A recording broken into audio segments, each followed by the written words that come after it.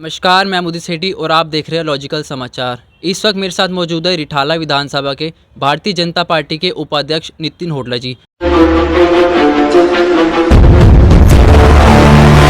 पहले तो आपको जिला उपाध्यक्ष बनने की बहुत बहुत शुभकामनाएं। बहुत बहुत धन्यवाद मुदित जी। क्या प्रभाव पड़ा आपकी जीवन शैली में जब से आप इस पद पर आए हैं? भाई साहब, हम तो 2016 से ही भाजपा के साथ जुड़े हुए हैं।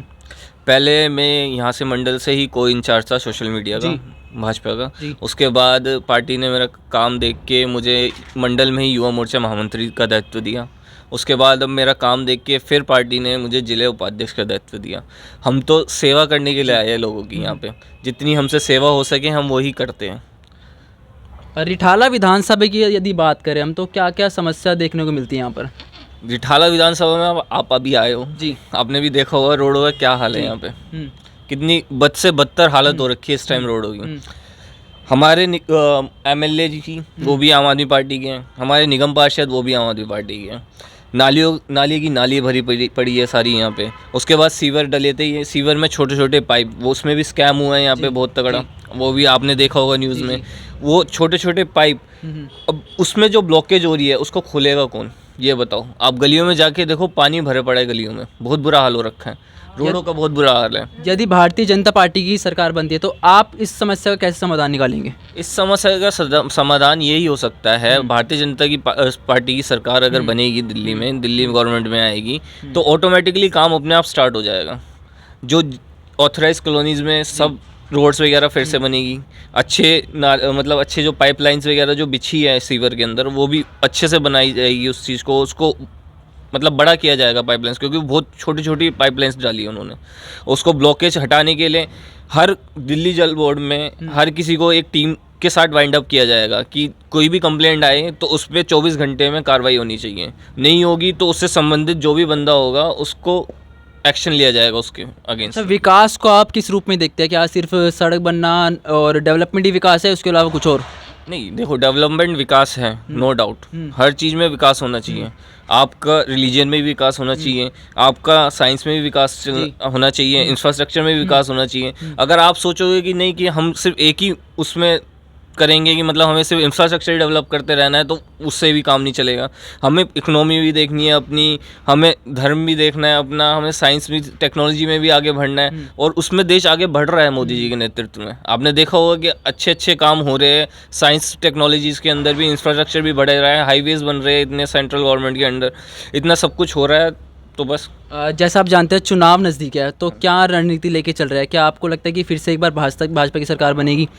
नो डाउट, इसमें तो कोई डाउट ही नहीं है। क्या कारण है उसका? मैं बता रहा हूँ आपको, क्योंकि भाजपा ने काम करके दिखाया है। क्या काम करके बताया? वही बता रहा हूँ मैं आपको, वही बता रहा हूँ। भाजपा ने काम क्या करके दिखाया है। आप हाईवेज देखिए, सबसे पहली चीज़ आप हाईवेज देखिए। आप सेकंड चीज़ देखिए, इतनी सारी योजनाएं निकाल रखी है। जैसे स्टार्टअप इंडिया योजना हो गई, जो यंग जो भी ब्लड है उनको एक जागरूक करने के लिए कि आप जॉब क्रिएटर बनो, ना कि जॉब सीकर्स। ठीक है, उससे क्या होगा, हमारी इकोनॉमी और बूम करेगी और डेवलप होगी। अब उज्ज्वला योजना आई थी, घरों में गैस लकड़ियाँ चलती थी, धुआं आँखों में से निकलता था महिलाओं के, वो चीज़ मोदी जी ने बहुत हद तक कम की है। सोलर प्लांट लगाया आप इतना बड़ा, हमने देखा होगा वो चीज़। सोलर प्लांट लगाया, घर घर बिजली जाने का वो वादा था, वो भी पूरा किया है। रेलवे लाइंस वगैरह उसको भी अच्छे से ठीक करा है। तो बहुत चीज़ें होती है ऐसे, बहुत डेवलपमेंट हो जाए जो लोगों को दिखते हैं कि हाँ मोदी सरकार ने डेवलप किया, और 100% इस टर्म में भी और उसके आने वाले टर्म में भी रिपीट होगी मोदी सरकार। आपने विकास की बात करी, पर क्या कारण है आज जो हमारे किसान है वो इतने टाइम से जो है बॉर्डर पे बैठे हैं, और आजकल जो हमारे जवान भी है वो भी 1 रैंक 1 पेंशन की बात कर रहे हैं, तो फिर क्या समस्या हो रही है उनको? देखिए, किसान जो है ना, आपको इंटरव्यू देखे होंगे आपने किसानों के भी। किसान जो कर रहे हैं वो अपने खेत में खेती कर रहे हैं। अच्छा, ठीक है, तो वो कौन लोग हैं जो इतने नहीं, एक बात बताइए, मुझे सब छोड़ दीजिए, मैं आपकी बात बड़ी रखता हूँ। किसान अपने खेत में खेती कर रहे हैं, वो कह रहे हैं हमें पेंशन दो, ठीक है, हमें बिजली के बिल माफ़ करो हमारे सारे। आप एक बात बताओ, 45,000 करोड़ उसका कैलकुलेशन निकाला था, 45,000 करोड़ उसको सब्सिडी दे दें, किसानों को सब्सिडी मिलती है अभी, लेकिन वो कह रहे हैं बिल्कुल ही माफ़ करो बिजली का बिल हमारा। ठीक है, और एक चीज़ बताओ, वो किसान कौन से किसान है जो BMW जैगुआर में किसान कौन कौन किसान है वो, ये बताओ मुझे। नहीं तो किसानों का भी तो विकास होता है, तो वो भी, अगर आप क्या सिर्फ धोती में देखना चाहते हैं किसानों को? किसानों को धोती में देखना किसान आगे नहीं बढ़ेंगे। वो ये तो वही बात होगी, किसान आगे बढ़े, ठीक है, तो फिर वो क्यों मांग रहे, किस बात की पेंशन मांग रहे 10,000 रुपये महीना, जब उनके पास सब कुछ है, सक्षम है हर चीज़ में, वो देने आगे बढ़े, आगे बढ़ के अपने साथियों को मदद करें। मोदी जी ने आश्वासन दिया था कि आपको रिवाड़ी मैदान से कि आपको एमएसपी की मांग आपकी पूरी करी जाएगी, वो एमएसपी सुनो, मैं वही बताता हूँ, एमएसपी की मांग आपकी पूरी की जाएगी, लेकिन वो 25 से 25 फसलों में एमएसपी मांग रहे हैं, तो 25 की 25 फसलों में एमएसपी देंगे तो बाकी क्या उगाएंगे? वो सिर्फ 25 फसलें ही हम खाएंगे, बाकी कोई फसल नहीं होगी। तो इतनी सारी बैठक हो गई, किसान नेताओं की भी बैठक हो गई, तमाम सरकार की, केंद्र सरकार की, तो समाधान क्यों नहीं निकल रहा इसका? भाई वो मानना नहीं चाह रहे ना, मेन बात है। देखो, बैठक का सॉल्यूशन क्या निकलता है, आप कुछ बात आप सामने वाले की सुनो, कुछ आप अपनी मनाओ, यही बात होगी ना। क्लियर 50-50 होना चाहिए ना भाई, सामने वाला सोच के ये बैठा है कि नहीं हमें तो कुछ और ही मोटिव है, सामने वाले का कुछ और ही मोटिव है। वो आपने भी देखे होंगे बहुत सारे स्ट्रिंग जो हमने देखे हैं, ठीक है, तो कुछ और भी मोटिव से बैठ रहा सामने वाला, तो कहाँ से निकलेगा सॉल्यूशन? क्या लगता है इसका आने वाले चुनाव पे पड़ेगा? मुझे तो नहीं लगता, बिल्कुल नहीं पड़ेगा। बिल्कुल नहीं पड़ेगा। तो गारंटी कब तक बैठे रहेंगे? कुछ उम्मीद, कुछ आश्वासन मोदी जी जो इनकी मांगे पूरी करेंगे? देखो, मोदी जी ने मांग पूरी करने के लिए इनको बैठाया भी है, बैठक भी ली है, सब कुछ करा है, ठीक है, सब कुछ उनको। अब सामने वाला नहीं समझना चाह रहा उस चीज़ के लिए, तो मोदी जी क्या कर सकते हैं? अब सामने वाला कह रहा है कि नहीं मुझे 25 से 25 फसलों पे देंगे, इसमें कोई लॉजिक है? आप खुद बताइए कि मतलब बाकी जो अनाज उगेगा वो कहाँ जाएगा है, बताओ? कोई नहीं उगाएगा फिर वो तो, कि सिर्फ वो जो 25 फसलों पे जो मिल रहा है सिर्फ उसी पे उगा के वही बेचा जाएगा मार्केट में, बस। बाकी का क्या करेंगे हम सब? किसान मोदी जी के खिलाफ हो रहा है, और जो पूर्व सैनिक हमारे 1 रैंक 1 पेंशन की मांग पे उनके खिलाफ हो रहा है। इतने विकास की आपने बात बता दी, तब भी हमारे जो है बड़े बड़े एडवोकेट कह रहे हैं कि ईवीएम में घोटाला है। उन्होंने लाइव दिखाया है कि ईवीएम में किस तरह घोटाला हो रहा है। इसके बारे में क्या कहना चाहेंगे? सर, ईवीएम में घोटाला जो हो रहा है, अगर ईवीएम में घोटाला हो रहा होता तो वेस्ट बंगाल में भी बीजेपी सरकार होती, दिल्ली में भी बीजेपी सरकार होती, ठीक है, आपका पंजाब में भी बीजेपी सरकार होती।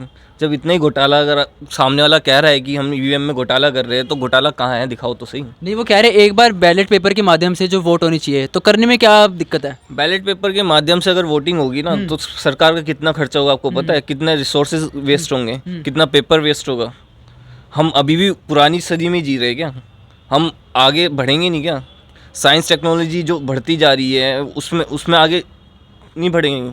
क्या कारण है इसका जो ईवीएम में घोटाला बताया जा रहा है? कह रहे हैं कि अगर मोदी जी ईवीएम से वोटिंग करेंगे तभी जीतेंगे, अगर ईवीएम को हटा दिया जाए तो मोदी जी का जीतना मुमकिन ही नहीं है। तो भाई ये तो बेफालतू की बात है। ये मैंने आपको वही बोला ना, अगर लाइव मशीन से उन्होंने कर के बताया जंतर मंतर में धरना में। एक बात बताइए, आपके पास मशीन है, ठीक है, आप उसको कुछ भी कर सकते हो, ठीक है। मोदी जी के पास तो मशीन नहीं है, या बीजेपी वालों के पास तो मशीन नहीं है ना। इलेक्शन कमीशन के पास होती है मशीन, वो भी सीट। उन्होंने ये भी कहा इलेक्शन कमीशन उनके साथ मिले हुए हैं। अब तो कल को कह देंगे जी, क्या बोलते हैं, बराक ओबामा भी उनके साथ मिले हुए हैं। बड़े बड़े भानु प्रताप जैसे एडवोकेट इसका विरोध कर रहे हैं। वो तो भाई कुछ भी बोलने का किसी के मुंह पे हम ताला नहीं लगा सकते।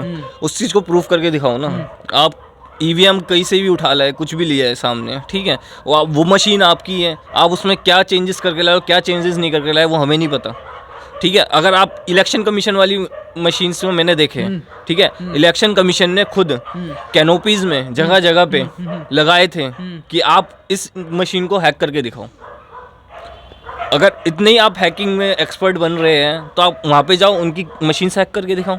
जनता तो इस बार कह रही राहुल गांधी को मौका देंगे। अब उस बारे में क्या ही बोला जाए। राहुल गांधी जी तो एक तरीके से ऐसे हो गए कि रीलॉन्च हो जा रहे हैं। वो क्या कारण उनको इतनी बड़ी उन्होंने यात्रा जोड़ दी, भारत न्याय जो यात्रा जोड़ दी। भाई वो भारत जोड़ो यात्रा नहीं है, वो भारत तोड़ो यात्रा है। कैसे इतने इतने लोग इसमें जुड़ रहे हैं, कैसे भारत तोड़ो? इतने पढ़े लिखे। मैं वही चीज़ बता रहा हूँ आपको, कैसे है वो भारत तोड़ो यात्रा। भारत तोड़ो यात्रा ऐसे है वो जिस स्टेट में जाते हैं वहाँ पे कुछ ना कुछ पंगा हो जाता है, वहाँ की सरकार गिर जाती है या कुछ ना कुछ इशू हो जाता है। जैसे आपने अभी देखा होगा, उसमें भी यही चक्कर था। हिमाचल प्रदेश में किसी तरह उन्होंने अपनी सरकार बचाई, आपको भी ये चीज़ पता है। अब उनको कांग्रेस के सामने इतने अच्छे चेहरे अगर बोला जाए तो, लेकिन वही है ना, उनको एक परिवारवाद में ही रह जाएंगे वो, और कुछ नहीं हो पाएगा उनका। ना उनके पास कोई डेवलपमेंट का कुछ है, इतने साल इन्होंने राज किया, सब कुछ करा, ना कुछ है कर पाई आज तक। अब मोदी जी आए हैं, एक आपने देखा होगा इंटरनेशनल मीडिया में इंडिया की जो लोग का नज़रिया था वो बहुत चेंज हो चुका है इस टाइम। आपने ये चीज़ देखी होगी। अच्छा, विकास की बात करें तो अब महंगाई ज़्यादा है कि 70 साल कांग्रेस की सरकार में ज़्यादा थी? देखो भाई, अब ये तो वही बात हो गई कि जी मेरे दादाजी ने 10,000 का मकान खरीदा था, तो वो अब 10,000 का मकान क्यों नहीं है? ये भी क्वेश्चन पूछो आप। अच्छा, रोज़गार की बात करें तो फिर बिल्कुल करो, क्यों नहीं करो। नहीं, रोज़गार अब है या पहले ज़्यादा था? देखो भाई, पॉपुलेशन बढ़ रही है, ठीक है, पॉपुलेशन बढ़ रही है, उसके लिए रोज़गार भी क्रिएट हो रहे हैं, ठीक है। आप उतने कैपेबल होने चाहिए कि आपको वो चीज़ मिले। मोदी जी ने कहा था 2 करोड़ जनता को मैं रोज़गार दूंगा, पर लोग कह रहे हैं कि रोज़गार है ही नहीं। तो भाई कैपेबल हो ना आप अगर कैपेबल हो तो आपको ना मिले तो बताओ। आप कह रहे हो कि 10th पास हूँ मैं, ठीक है, मुझे मैनेजर की नौकरी मिल जाए, तो कहाँ से मिल जाएगी? मतलब जो मेहनत करेगा उसके लिए रोज़गार है। बिल्कुल है, बिल्कुल है। जो मेहनत करेगा वो कभी भूखा नहीं रहेगा, ये ध्यान रखना। उसको रोज़गार मिलेगा और वो अच्छा से काम करेगा। वो नहीं तो अयोध्या का एक मैटर, आप अयोध्या का ही देख लो, वहाँ पे इतनी इकोनॉमी ग्रोथ हुई है, आप जाओगे अब ना, इतना रोज़गार मिला है वहाँ पे लोगों को, और ये कहते थे कि मंदिर बनाने से क्या होगा। अब ये मैं आपको आने वाले टाइम में कह रहा हूँ कि यूपी का सबसे ज़्यादा रेवेन्यू अयोध्या से ही आएगा। अच्छा, आपने मंदिर की बात छेड़ी, तो क्या मंदिर मोदी जी लेकर आए हैं? मंदिर मोदी जी नहीं लाए, मंदिर मोदी जी नहीं लाए, मंदिर मोदी जी के लाने उनका हाथ ज़रूर है, उन्होंने पूरा सपोर्ट किया है वो चीज़।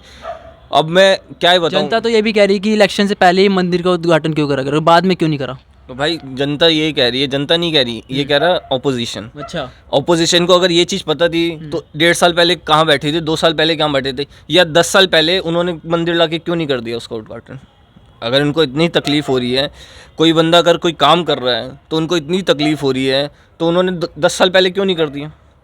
उनसे कोई पूछे, वो ले आते, हम उनको वोट दे देते हैं, सिंपल। अब ये जनता के सवाल नहीं है, ये ऑपोजिशन का सवाल है। अच्छा, कि इलेक्शन से 1.5 महीना पहले ही क्यों, तो तुम ले आते भाई। क्या मोदी जी क्या बैठक में समाधान निकालते नहीं है कि लोगों को प्रदर्शन करना पड़ता है? कभी सैनिक कर रहे हैं, कभी किसान कर रहे हैं, कभी ईवीएम को लेके कर रहे हैं, क्या कारण है इसका? मैंने आपको वही चीज़ बताई ना अभी, सामने वाला जब बैठा ही इसी चीज़ के लिए कि मुझे सुनना ही नहीं है सामने वाले की बात, तो कहाँ समाधान मिलेगा?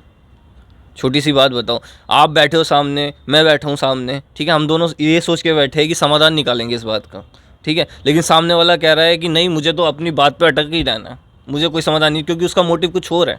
जिस तरह बैरिकेडिंग लगाया जा रहा है, कीले लगाई जा रही है बॉर्डर पे, तो क्या वो उचित आपके हिसाब से? तो भाई जो लास्ट टाइम हुआ था उसको देखते हुए क्या ऐसे ही हाथ पे हाथ रख के बैठे नहीं, रहे? किसान तो ये कह रहे हैं हम किसी को नुकसान नहीं पहुंचाएंगे, पर लास्ट टाइम आपके सामने था भाई, क्या हुआ था लास्ट टाइम, आपने खुद देखा था। नहीं, रोडों पे जिस तरह कीले गाड़ी गई है। लास्ट टाइम आपने खुद देखा था, नहीं देखा था, या मैं झूठ बोल रहा हूँ तो आप बताओ। आपने खुद देखा था, कितने पुलिस वाले जख्मी हुए थे, कितने हॉस्पिटलाइज हुए थे, सीरियस हॉस्पिटलाइज हुए थे। क्या इन्होंने हड़दंग मचाया था दिल्ली में, बहुत बुरा हाल कर दिया था, आप खुद बताओ। चलो, ये तो देश की बात हो गई। अगर हम अपने रिठाला विधानसभा की बात करें तो आने वाले चुनाव को लेकर क्या रणनीति है? भाई आने वाले चुनाव को लेकर रणनीति हमारी ऐसी है कि हम घर घर जाके सबसे मिलेंगे, और जो उनको बेनिफिट्स मिले हैं मोदी जी से, जो मोदी गवर्नमेंट ने उनको बेनिफिट दिए हैं, उनको उसके लिए जागरूक करेंगे कि हाँ आपको ये चीज़ मिली है, ये चीज़ मिली है। उनको जागरूक करा जाएगा, ये सेंट्रल गवर्नमेंट की तरफ से है, क्योंकि केजरीवाल आपको पता है उसकी क्या है, सेंट्रल की चीज़ों पे अपना नाम स्टिकर चिपका दिया, पॉपुलैरिटी कर ली, एडवर्टीजमेंट हो गई उसकी। अपने क्षेत्र की अगर रिठाला विधानसभा की बात करें तो इसमें कैसे विकास होगा? इसमें विकास यही होगा, मैं बताता हूँ आपको। यहाँ की जो रोड्स है वो तो बहुत बेकार है, आपने देख ही लिए, क्योंकि एक काम होता है यहाँ पे 10 बार गड्ढे खुदते हैं। अच्छा, क्योंकि पता नहीं इनकी क्या मिली भगत है, भगवान जाने इनके साथ, कि एक बार पाइपलाइन डलेगी, अगली बार कुछ और होगा, अगली बार उसके कुछ और होगा, खोदो फिर उसको गड्ढे में डाल दो, फिर खोदो फिर गड्ढे में डाल दो। तो रिठाला की रोडों का इतना बुरा हाल है कि पूरी दिल्ली में कहीं नहीं है।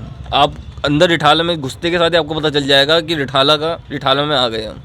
आप उपाध्यक्ष हैं, कैसे अपना योगदान देंगे? उपाध्यक्ष जी, हमारा योगदान ये है कि हम अपने घर के आसपास, अपने विधानसभा, अपने मंडल में, अपने ज़िले में जहाँ हमारी मदद हम किसी की कर सकें, वहाँ हम उनको खड़े मिलेंगे, चाहे दिन हो चाहे रात हो, चाहे कोई भी फ़ोन करें, लेकिन हम उनकी सेवा के लिए तत्पर हमेशा रहेंगे। क्योंकि मोदी जी तो हर जगह नहीं आते, हम मोदी जी की आर्मी है, हम हर जगह खड़े हैं उनके साथ।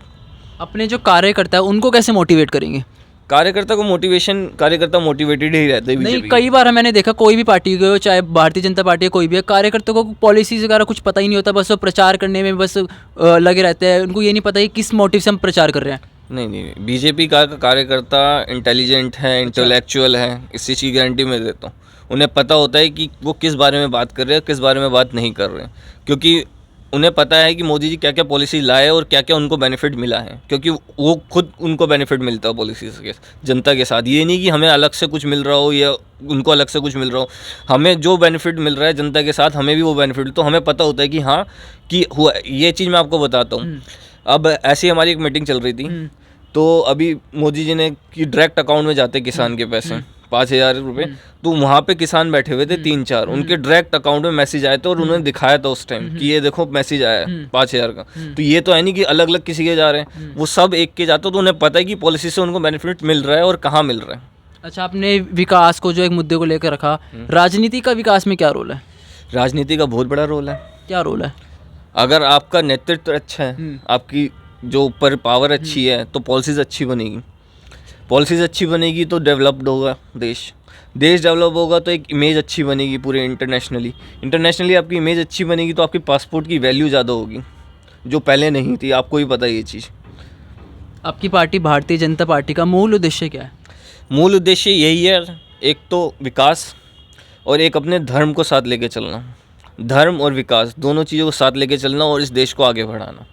कोई संदेश जो हमारे दर्शकों को देने जाएंगे? देश आपको यही संदेश देना चाहेंगे हम कि मोदी जी को वोट दो इस वोटिंग में, और 400 से पार ज़्यादा लेके जाए मोदी जी को, और हर घर से बंदा निकले और वोट करे। यही एक अपील है, क्योंकि बहुत सारे यंगस्टर है वो सोचते छुट्टी है चलो बाहर निकलते, छुट्टी मनाने चलते। वो चीज़ ना करें, क्योंकि एक वोट की ताकत ही आपकी आगे की पॉलिसी डिसाइड करेगी कि आपका नेतृत्व कौन करेगा देश का। अगर आपका देश का नेतृत्व करने वाला स्ट्रॉन्ग बंदा हुआ तो आपका देश ऐसे ही विकास की राह पे चलता रहेगा जैसे अभी चल रहा है। एक आखिरी सवाल, इसमें बीच में हम राजनीति को नहीं लेकर आएंगे। यूथ को क्या संदेश देना चाहेंगे जो 18+ हो या अभी, या जिनको वोट की जानकारी नहीं है, उनके बारे में क्या कहना चाहेंगे?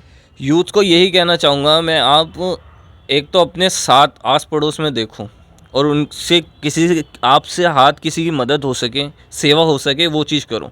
क्योंकि आपकी जो इस टाइम जो एज होती है ना यूथ की, वो इतने पावरफुल एनर्जी होती है, या तो वो उसको सही डायरेक्शन में लगा ले या उसको गलत डायरेक्शन में लगा ले, उनके हाथ में होता है। सही डायरेक्शन में लगा लेंगे तो उनका परिवार भी सुखी रहेगा, सब कुछ सुखी रहेंगे, वो और किसी की मदद भी करेंगे तो वो भी सुखी रहेगा, और इन फ्यूचर वो अच्छे ही मुकाम पे पहुँचेगा। और वही वो गलत डायरेक्शन में चला जाएगा तो वो अपने आप को ही हानि पहुँचाएगा, अपनी फैमिली को हानि पहुँचाएगा, अपने पड़ोसी को हानि पहुँचाएगा। तो यूथ से यही अपील है कि अपनी जो एनर्जी है उसको सही डायरेक्शन में लगाई जाए और वोट करने ज़रूर जाए, क्योंकि ये आपका राइट है और यही आपको आगे पहुँचाएगा।